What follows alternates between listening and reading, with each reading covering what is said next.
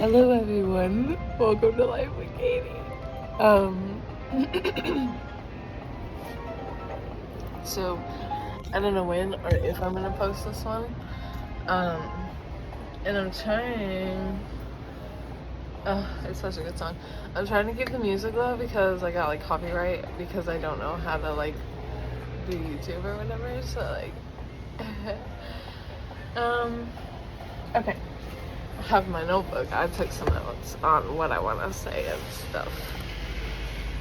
So I saw a video on TikTok and it was somebody, a preacher, and he was like, what about your testimony, the one you won't tell? Talk about that. Talk about when God made a way when there was no way. Talk about a time God delivered you from something. And then it's like, you never know when your testimony could help somebody or give somebody hope. And I was just like, there's a lot of trauma in my life. So there's a couple of things that I guess I wanted to talk about, just so you guys get like an insight to some things.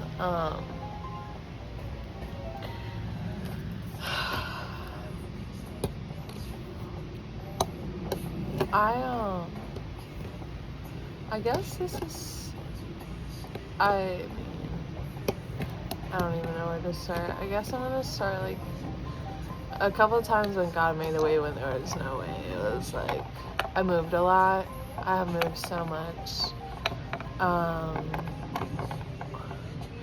I guess I'll talk about the first time so I moved out of my parents' house when I turned 18 in October. So I turned 18 in February and then I moved out in October. And then I moved in with, I'm not gonna name names, but I moved in with this little family. So there was the mom, the daughter, the son, and then there was a couple there. So there's 5 people there, and then I went in there and I slept on the couch and my stuff was like in the son's room, and like it was this whole big thing. And then I moved out of there because I got kicked out basically because I told the guy I wanted a relationship with him at first because I was like, I don't know, 18, it's stupid. And then like it was like weird because like when his baby mama would come over, I would have to hide behind the house and stuff. And then so I moved out of there and I moved in with this girl. I don't want to say her name because if she ever watches it, she'll probably kill me. But I moved in with this girl, and like her baby daddy boyfriend, whatever the fuck he was, didn't like me and didn't like that I was living there. So they told me I had to, like, okay, this is what happened. I lived there for a couple months and I paid rent to sleep on the couch and have my stuff in her car and in totes in the living room. So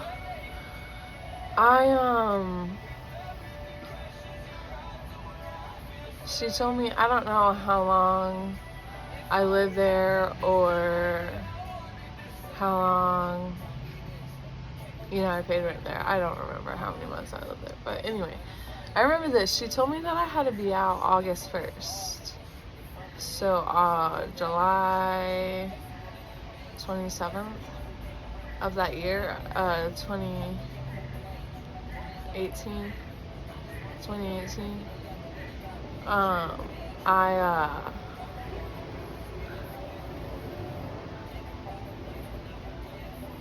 Sorry, I'm just like, my brain is mush. I think it's time for my afternoon meds, but we'll talk about that later.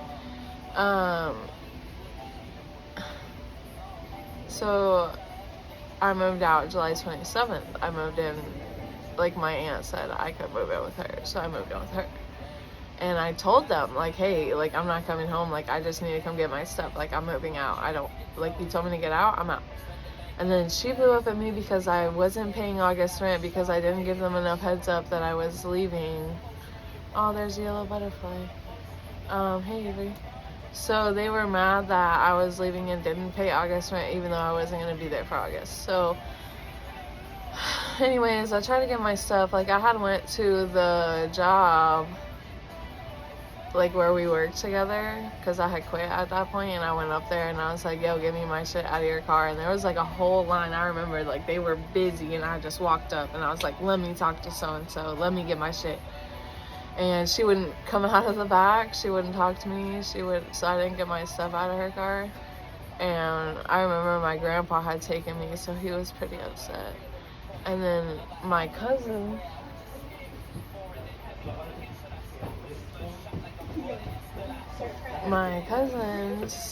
went to the apartment and like went to go pick up my stuff. And like there was a security guard that I was friends with, and he like overheard them like banging on the door and stuff, and was like, what's going on? And they're like, we're here for Katie's stuff, blah blah blah. And since he was my friend, like he knocked on the door and he was like, yo, you can either give me her stuff or I'm calling the cops right now. So like anyway, they gave me my stuff in a fucking trash bag. And when they gave it to me, or like, yeah, my cousins got it and they brought it to my aunt's house because we were having like a family reunion. Like my grandparents were in town, my dad was there, my siblings were there, everybody was there, you know, aunts, uncles, cousins. You know, it was crazy. It was beautiful and it was sad because they brought my stuff with them in a trash bag. And I had to open it on the front lawn just in case something was wrong. And turns out that it bleached everything. So I'm like pulling shit out of the bags, and I'm like, what tipped me off was like I had a bunch of medications that I was on at that time, and I had them in a plastic Walmart bag. And when I got the Walmart bag, it was like soaked. It was like, and I was like, what the fuck? And I'm smelling bleach, and I look at my clothes and everything is bleached. So I had to start over at that time, and God blessed me like with a place with my aunt, and then like a lot of people chipped in, my cousins and stuff chipped in to get me like new clothes and stuff, because I had nothing at that point. A new blanket, which I still have, you know, pillows, blankets, clothes, shoes, you know, so I'm very grateful. My hair. I'm very grateful for that, and God made a way when there was no way, I felt like. And then a time when God really made a way when there was no way was like when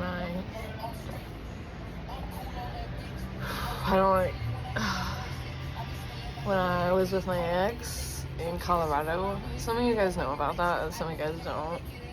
But I hung out with him when I was like 19. Yeah, no, like between 18 and 19. And he was really charming at first. Like he was really nice. He was like, you know, amazing, all the right things, you know. And then like he was on probation, and his probation was from Colorado. So like I wanted to move. I wanted to get the fuck out of Florida. I was like, I can't. So we ended up packing up all my shit, and I got a brand new car like for like $800. But I didn't know, I was 18, 19, and it was my first car, and I didn't know it made a difference who put their name on the title first. So he signed the title first, and I was second. So it was technically his car, and I didn't like realize that until this. But we got pulled over.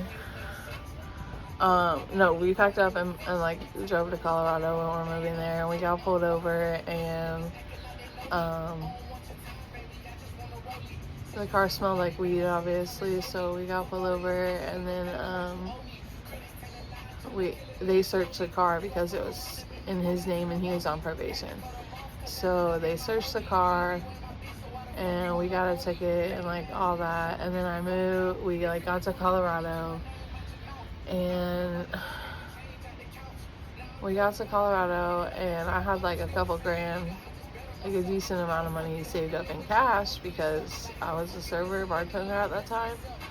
And I don't know how it happened, but somebody in his circle who we drove one day stole all the money that I had. So we were like sleeping in the car, and it was winter time. And then like he just flipped the switch when we moved. Like as soon as we crossed state lines, he was like a different person. He choked me one time because I had fresh self-harm on my legs. He choked me. I remember one time, like, he was yelling at me because I was liking this guy's Facebook post too much, and it wasn't even pictures, like, it was just memes and shit. And he told me I was liking them too much, and like I like went to slam my head against the wall, and it's like I come back and he hits me in the jaw. And then I tried to leave him. This is a whole story, and I really feeling a little like traumatized getting into it, so we're gonna finish this another day. Thanks for listening, guys. And I'm good. I just my thoughts are all over the place, and I'm not in a headspace to relive all this right now.